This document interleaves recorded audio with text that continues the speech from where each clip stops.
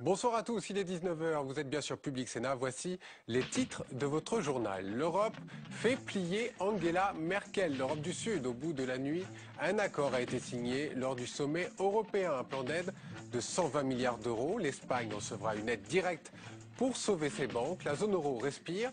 Le détail dans ce journal. C'est un geste symbolique, mais il a son importance puisqu'il suit la ligne du président et du Premier ministre. Claude Barthelone, fraîchement élu président de l'Assemblée nationale, annonce qu'il baisse ses indemnités de 30% comme l'avait fait son homologue du Sénat.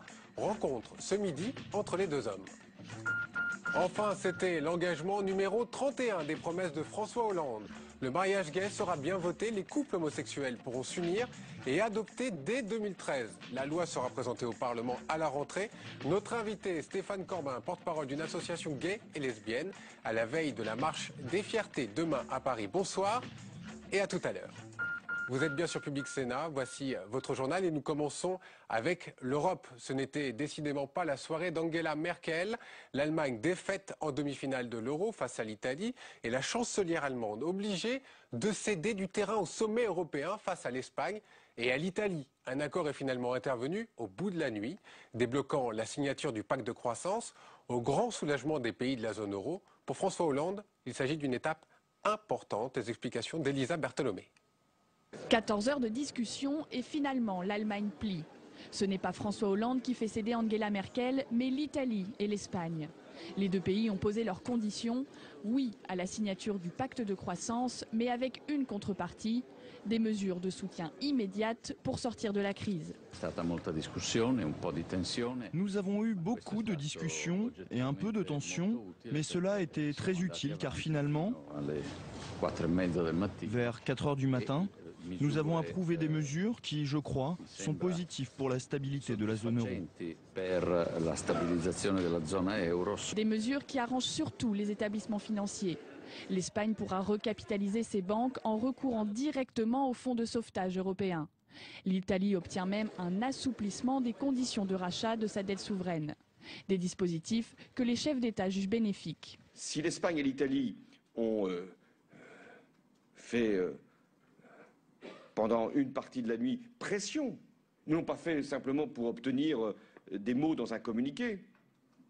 C'était pour que la zone euro tout entière sorte renforcée. Les marchés ont apprécié. Dès ce matin, les bourses repartaient à la hausse. Même Angela Merkel a qualifié ce dispositif de bon accord, mais la chancelière a immédiatement nuancé. Il s'agit d'une bonne base, dit-elle, pour continuer à travailler. Voilà, et lors de cette conférence de presse, François Hollande a également annoncé qu'il allait soumettre rapidement le pacte budgétaire européen au Parlement. Alors qu'à Bruxelles, le président français parlait croissance à Paris, eh bien Jean-Marc Ayrault s'est fait beaucoup plus austère. Les ministres du gouvernement ont tous reçu leur lettre de cadrage. En d'autres termes, ils devront tous faire des efforts et donc des économies drastiques. Le détail avec Jérôme Rabier.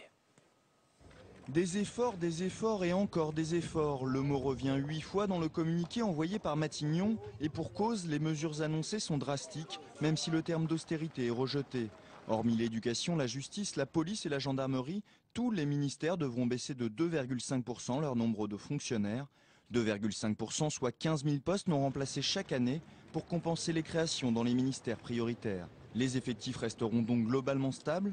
Le fait de maintenir le nombre des fonctionnaires alors qu'il diminuait très fortement les années précédentes, ça n'est pas une saignée, c'est une manière de faire en sorte que le potentiel qui permet d'avoir un service public de qualité soit maintenu en France. Les dépenses de fonctionnement devront, elles, diminuer de 15% sur les 3 prochaines années. Achat de matériel, entretien de locaux ou encore voitures et logements de fonction sont concernés.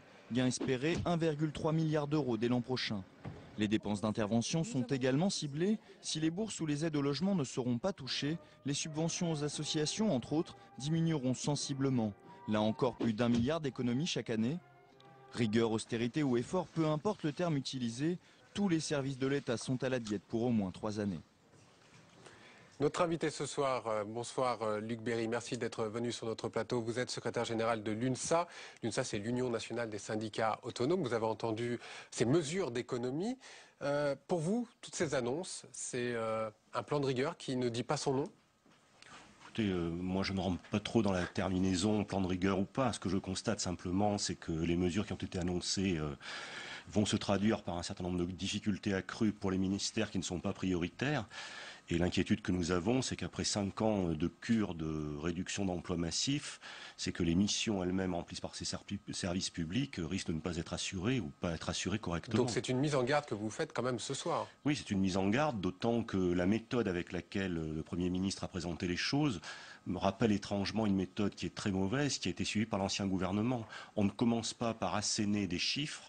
Il vaudrait mieux qu'on rentre dans un débat sur les missions de service public. Les questions budgétaires comptent, et nous savons que le budget est contraint et même en grande difficulté. Mais enfin, il faut commencer par entrer dans ce à quoi servent les services publics. Alors on sait que l'éducation, la justice, le ministère de l'Intérieur ne seront pas trop touchés par rapport aux autres ministères. Sur quelle base vos craintes se fondent-elles ce soir? Écoutez, et quel ministère pourrait être touché le plus? Alors là, c'est très difficile à dire parce qu'il faudrait qu'on ait le détail des lettres de cadrage.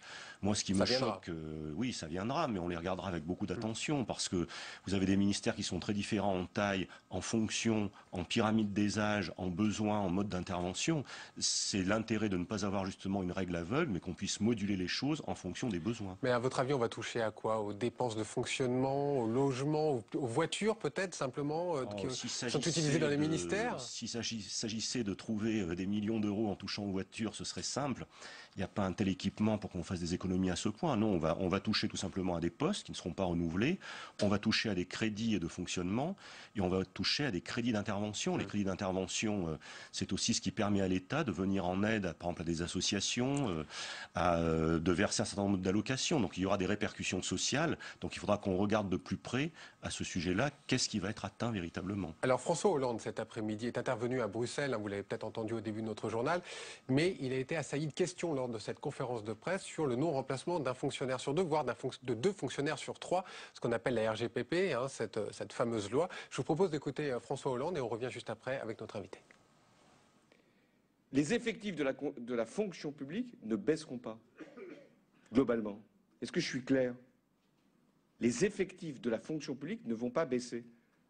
Donc, que dans certains ministères, globalement, ça puisse baisser de 2,5 dans certains ministères, dans d'autres ministères, ça va progresser d'autant, puisque en 2013, il y aura une stabilité des effectifs de la fonction publique.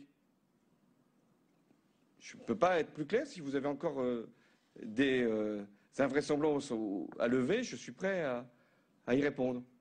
Luc Berry, pour vous, c'est très clair. C'est quoi? Vous êtes satisfait de cette réponse ou pas? Dire je suis satisfait, non, mais je crois que c'est très clair. C'est ce qu'on appelle un redéploiement, c'est-à-dire comme il y aura des créations de postes, et c'est bien parce qu'il faut des priorités, notamment en matière d'éducation, c'est indispensable pour assurer l'avenir. Des créations de postes dans l'éducation, dans la justice, dans la police et la gendarmerie. En contrepartie, ça veut dire qu'il y aura des suppressions en nombre équivalent dans tous les autres ministères. Donc on fait des économies sur chaque ministère, on enlève des postes, mais pour certains postes, pour certains ministères, on en crée. C'est bien ça? Alors en termes de postes, c'est ce que vient de dire François Hollande. Ce n'est pas très clair en termes de crédit, par contre, là il n'en a pas parlé. Donc il faudra qu'on regarde ça de plus près. Vous savez, nous à l'UNSA, nous ne sommes pas hostiles à la notion de redéploiement. À un moment donné, il y a des besoins à tel ou tel endroit, on peut équilibrer. C'est le sens du service public que de s'adapter. Ce qui me gêne, c'est tel que ça a été évoqué par le Premier ministre, une espèce de règle intangible qui voudrait qu'on fait 2,5, qui voudrait dire qu'on fait 2,5% de réduction d'effectifs, 7 puis 4% de réduction de crédit systématiquement, quel que soit le ministère. Ça, ce serait renoué avec une espèce de règle absurde. Il faut qu'on puisse rentrer dans le détail pour voir comment tout ça peut s'incarner. Je voudrais vous faire commenter ce sondage pour le Nouvel Observateur ce soir. Regardez sur votre écran, il va s'afficher. À la question « François Hollande va-t-il plus loin que Nicolas Sarkozy ?» Oui, à 79%, non 17%. Luc Berry, d'un mot, commentez ce sondage. Plus loin, la réponse est non. On ne peut pas dire qu'on va plus loin. On était dans une situation où on a perdu quand même plus de 150 000 postes de fonctionnaires. Là, on est dans une situation de stabilité, même si ça se traduira par des redéploiements internes. Merci beaucoup, Luc Berry, d'être intervenu, d'avoir commenté la conférence de presse, notamment de François Hollande. Bonsoir, Stéphane Rosès. Bonsoir. Vous nous accompagnez tous les vendredis. Vous êtes président de CAP. Je voudrais avoir votre sentiment. Est-ce que c'est une coïncidence ou pas, les annonces d'économie faites par le couple exécutif François Hollande et Jean-Marc Ayrault? Ils perdent tous les deux 7 points dans les sondages, selon le sondage qui a été effectué notamment par le CSA Les Échos. Est-ce que pour vous, l'état de grâce, s'il a existé, est bel et bien fini? En fait, justement, il n'y a pas eu d'état de grâce. Les Français ont intériorisé que c'est la raison pour laquelle ils sont précipités aux urnes, nonobstant la qualité de la campagne, c'est que l'enjeu pour le pays est de savoir s'il y aura une pérennité de notre modèle social et républicain dans le monde tel qu'il est. Donc les Français ont intériorisé les difficultés, de sorte que les sondages montraient qu'ils ne pensaient guère que la gauche arriverait à faire beaucoup mieux. Mais dans notre pays, tout est affaire également de façon d'être et justement de façon de faire. Et lorsque François Hollande et Jean-Marc Ayrault, son gouvernement, sont arrivés, tout de suite, ils ont été dans l'action. Et paradoxalement, là où Nicolas Sarkozy faisait beaucoup de communication et d'effets d'annonce, on constate que sur le front intérieur comme sur le front extérieur, les gouvernants auront plus agi qu'inscrit leur action dans un récit, une cohérence, au risque d'apparaître finalement comme étant eux aussi sous un réseau de contraintes et devant ployer face à l'extérieur. Stéphane Rosas, ça c'est pour le couple de l'exécutif. Passons à présent à ce qui se passe de l'autre côté, à l'UMP. Et la guerre entre François Fillon et Jean-François Copé, ça risque d'être sportif, non? Oui, parce que la stratégie choisie par Nicolas Sarkozy durant la présidentielle sous la férule de Patrick Buisson a mis le ver du Front National dans le fruit de la droite. C'est-à-dire que c'est une stratégie qui a fait que dorénavant, ça va être très compliqué pour la droite de pouvoir se définir en tant que telle, tellement les débords ont été importants, y compris dorénavant dans l'attitude de l'électorat de l'UMP, dont 2 sur 3 est d'accord avec une alliance avec le Front National, alors que la droite centriste ne se reconnaît plus dans l'UMP. D'où le paradoxe, c'est que François Fillon est sans doute majoritaire dans la droite quant à sa fermeté à l'égard du Front National, alors que les cadres et militants de l'UMP, finalement, sont plutôt proches de François Fillon. D'un mot, ça peut laisser la place à un troisième homme ou pas? Alors ça peut laisser, évidemment, ça peut laisser la place à un troisième homme capable de ramasser une division qui est maintenant ancienne entre Jean-François Copé et François Fillon sur des questions de fond. Merci beaucoup Stéphane Rosas, on vous retrouve évidemment vendredi prochain. Alors à peine élu président de l'Assemblée nationale cette semaine, Claude Barthelone veut se mettre dans les pas de son homologue du Sénat, Jean-Pierre Bel. Claude Barthelone a décidé de baisser ses indemnités de 30%. Alors c'est un geste symbolique évidemment. Il l'avait fait dès son élection au président du Sénat notamment. Paul Bouffard a assisté à la rencontre. C'était ce midi à l'Assemblée nationale. Un moment historique selon les deux hommes. Première rencontre de la Ve République entre deux présidents socialistes du Sénat et de l'Assemblée nationale. Et à peine élu, pour moderniser et rendre plus transparentes les institutions, Claude Barthelone montre l'exemple. Le Sénat a décidé de diminuer la prime du président du Sénat de 30%. Je vais faire la même chose et à l'euro près, j'aurai la même indemnité que mon ami Jean-Pierre Bel. C'est l'ancien président UMP Gérard Larcher qui a lancé ce mouvement d'économie. Il avait déjà abaissé son indemnité de 30%. Le Parlement, désormais à gauche, poursuit dans cette voie. Nous nous retrouvons sur un point essentiel, c'est que dans cette période de crise, cette période difficile pour nos concitoyens, nous avons besoin non pas de sombrer dans je ne sais quelle démagogie qui pourrait nous amener toujours plus loin, mais de faire preuve de sobriété et d'une certaine justice et d'une certaine raison. Élu à l'automne 2011, Jean-Pierre Bel s'attaque immédiatement au fameux train de vie des sénateurs, souvent décrié. Les crédits de réception sont alors réduits de 140 000 € par an. Désormais, les deux présidents sont main dans la main et à égalité, jusque dans leur porte-monnaie. Delphine Girard nous a rejoint. Bonsoir Delphine. Bonsoir Mickaël. Avec nous, on va ouvrir une large part parlementaire. On vient de voir avec ce sujet. Alors mardi, ouverture de la session extraordinaire au Sénat et bien entendu à l'Assemblée avec le discours de politique générale de Jean-Marc Ayrault. Au Sénat, ou presque. Oui, presque, Mickaël, parce que ce qu'il faut bien comprendre, c'est que les sénateurs vont également avoir droit à leur discours de politique générale. Mais comme Jean-Marc Ayrault, le Premier ministre, n'a pas le don d'ubiquité, eh bien c'est Laurent Fabius, le 3 juillet, qui va venir au Sénat lire ce discours en simultané. Pour ne vexer personne, le Premier ministre va venir malgré tout devant les sénateurs le 4 juillet, prononcer, alors non pas un discours de politique générale, mais plutôt une déclaration sur un thème précis. Ce sera très certainement un discours axé sur les collectivités territoriales, mais il n'y aura pas de vote. Alors ce qu'on dit, c'est que Jean-Marc Ayrault a souhaité ne pas prendre le risque d'être mis en minorité par les sénateurs. Il faut dire que la gauche sénatoriale n'est majoritaire que de 6 voix. Et pour l'instant, cette majorité est amputée de 3 voix. Les 3 voix manquantes, ce sont les 3 voix des sénateurs nommés ministres la semaine dernière.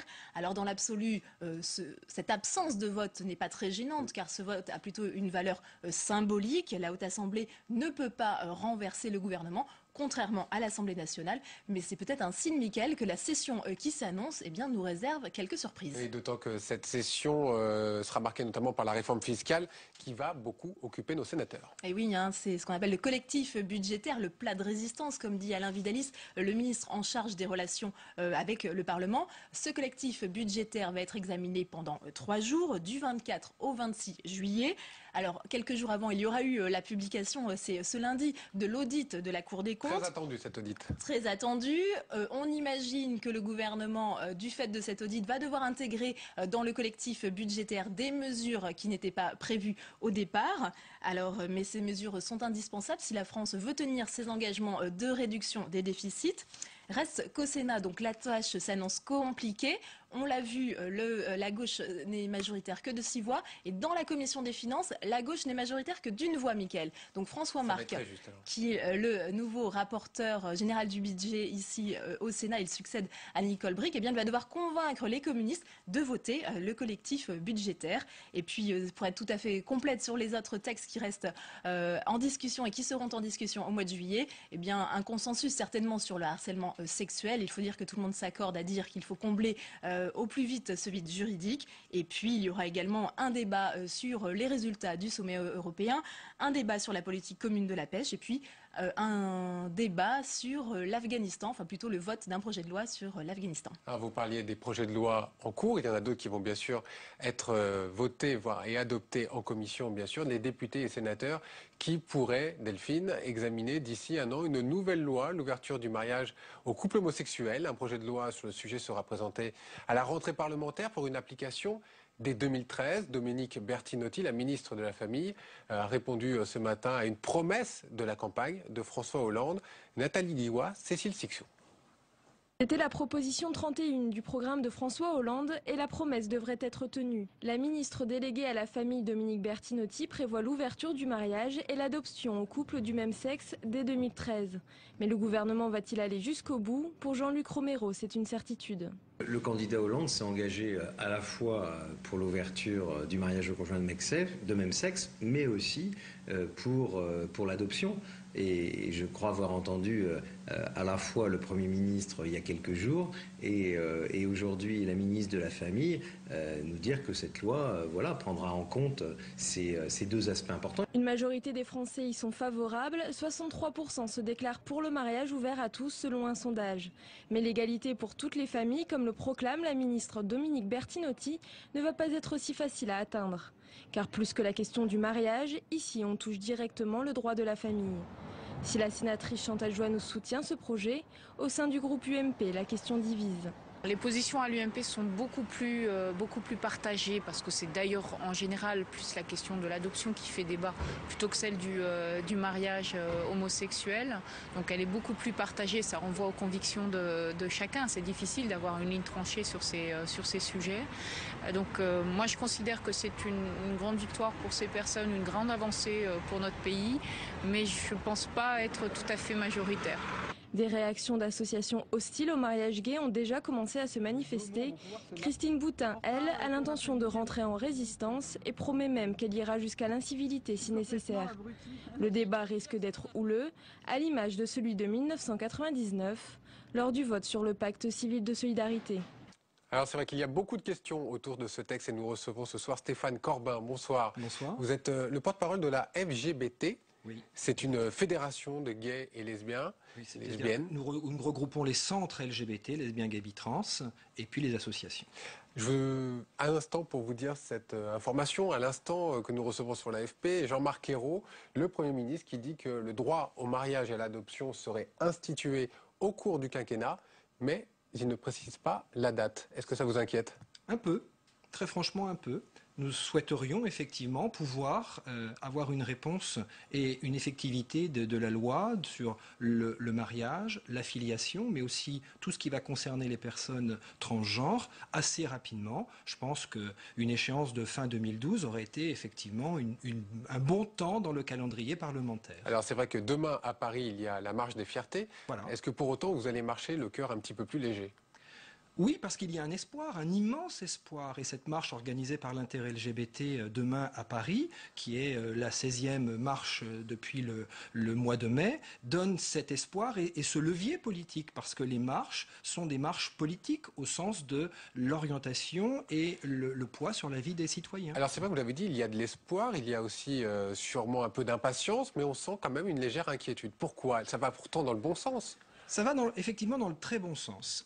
L'inquiétude vient que nous sommes excessivement attentifs à ce que le calendrier parlementaire n'obère pas cette chance de enfin passer le gap qui nous sépare de la réelle égalité. L'égalité, c'est mariage, filiation, également tout ce qui va concerner les personnes transgenres, parce que nous sommes pour l'instant des sous-citoyens et nous voulons l'égalité. Alors c'est vrai qu'il y a beaucoup de questions, on se pose de nombreuses questions, et c'est vrai qu'il n'y a pas une majorité en France pour le mariage homosexuel et pour l'adoption.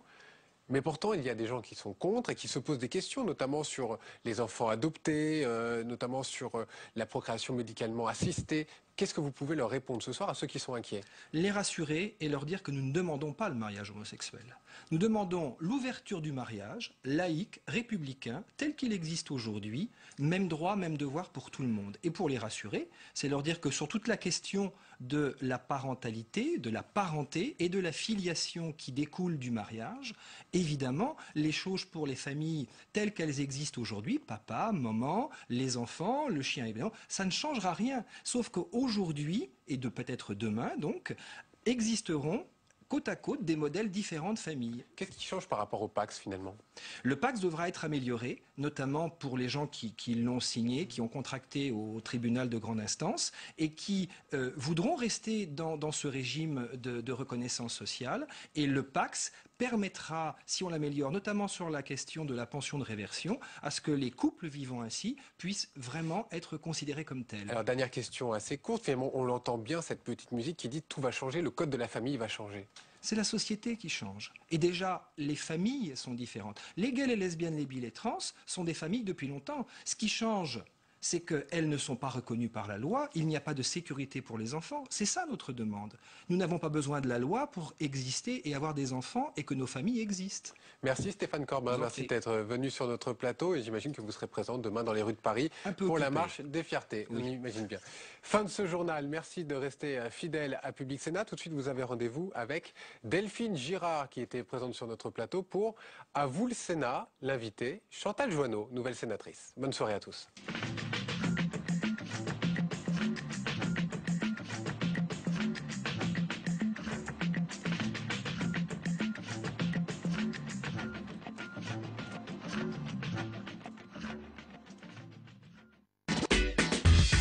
Se renseigner sur les programmes.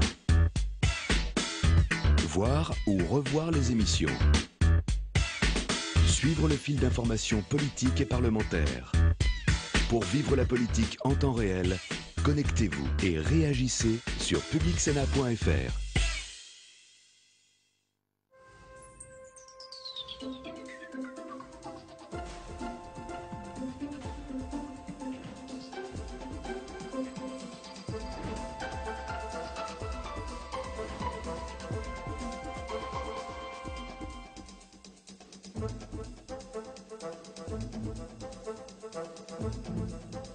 Chantal Joanneau, bonjour. Bonjour. Alors si on revient un peu sur la campagne pour ces sénatoriales, comment l'avez-vous vécu? C'était donc la première fois que vous présentiez à une élection. Ça a été une campagne très dure sur Paris, très pas saine du tout, avec des dissidences, avec des dérapages verbaux. On a eu, je pense, tout ce que les Borgia auraient pu imaginer à leur époque, mais dans la version plus moderne, donc plus soft évidemment. Mais on a eu effectivement un condensé de ce qu'on n'aime pas en politique. Alors vous étiez ministre des Sports et puis vous avez choisi de vous présenter aux élections sénatoriales. Pourquoi ce choix? Parce qu'entre les deux assemblées, Je préfère le Sénat, il y a plusieurs raisons. La première, c'est que je trouve que le Sénat est plus indépendant, notamment à l'égard des lignes des partis. Et la deuxième raison, c'est qu'on est plus ici dans l'Assemblée du long terme. Et comme je viens fondamentalement de l'écologie, ma conviction est que les vrais sujets de demain seront des sujets de long terme. Vous aviez fait le choix de démissionner donc de votre poste de ministre. Est-ce que vous l'avez regretté? Parce que certains ne l'ont pas fait. Non, je ne l'ai pas regretté du tout, au contraire. Parce que quand on se présente face à nos grands électeurs, leur expliquer que la place de ministre étant bien bonne, on va attendre d'avoir terminé notre mandat pour reprendre une place de sénateur qui elle aussi est très agréable, je trouve que ce n'est pas très respectueux à leur égard, surtout quand, comme moi, c'est un premier mandat. Donc vous connaissiez les rouages, finalement ça a été un avantage d'avoir côtoyé le Sénat en tant que ministre? Oui, c'était plutôt un avantage. Alors après, j'ai pu garder quelques casseroles sur les dossiers que j'ai eu à défendre en tant que ministre et qui n'ont pas nécessairement fait plaisir à tout le monde. Mais bon, vous pensez à quoi par exemple? Sur le Grenelle, vous savez, sur les sujets Grenelle et écologie, tous les sujets agriculture sont des sujets très difficiles parce qu'on a un équilibre à trouver entre les engagements écologiques et puis la réalité d'une profession qui est extrêmement fragilisée, qui est très pauvre. Donc cet équilibre n'est pas toujours facile. Alors finalement, vous avez très vite pris vos marques et on vous retrouve un peu partout, sur tous les fronts, Chantal Joanneau. Comment c'est perçu ça, cette hyperactivité? En sport, à l'école, j'ai toujours travaillé et je me suis toujours entraînée plus que les autres, comme ça. Donc là, idem, à chaque fois qu'on me propose quelque chose, je ne sais pas dire non. Dès qu'il y a une mission, je saute dessus. Donc quand il y a des questions à poser sur des sujets écologiques qui me passionnent, j'y vais. Donc c'est une boulimie politique. Je sais pas, je vais pas chercher à la faire soigner pour l'instant.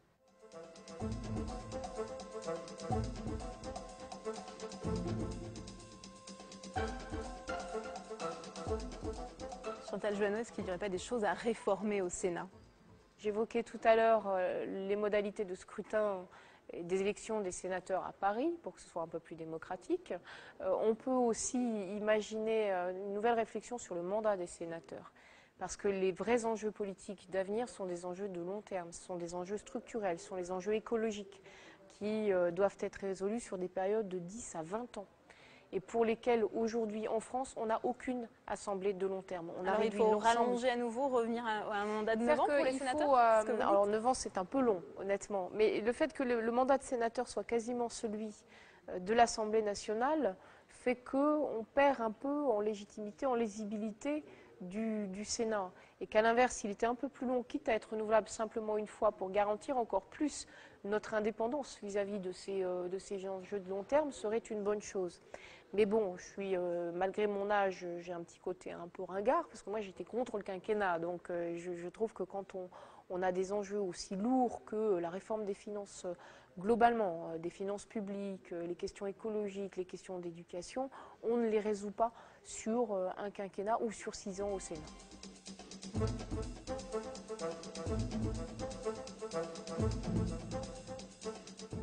Salut à toutes et à tous et bienvenue dans cette 7e saison d'Un monde de bulles. Cette année, sans tabou, sans peur et sans reproche, on vous propose toute l'actualité du 9e art et des arts graphiques à travers évidemment les séries, mais aussi les auteurs, quels qu'ils soient, les blockbusters et les séries plus intimistes.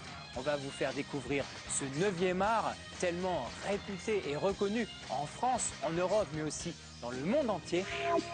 Un monde de bulles, l'émission consacrée au 9e art. Ce soir à 23h sur Public Sénat. Semaine spéciale indépendance de l'Algérie sur Public Sénat. Mardi à 10h30, 1962-2012, comment réconcilier les mémoires. Les experts se réunissent à l'occasion d'un colloque au Sénat.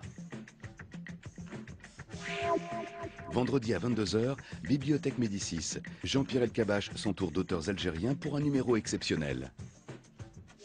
Samedi à 15h15, Algérie été 62, un documentaire de Jean-Michel Meurice et Benjamin Stora qui ont rencontré les grands leaders de l'indépendance. Nous sommes des miraculés parce que c'était très difficile du tout. Mardi 10h30, 1962-2012, comment réconcilier les mémoires. Vendredi 22h, Bibliothèque Médicis. Samedi 15h15, Algérie été 62, l'indépendance aux deux visages.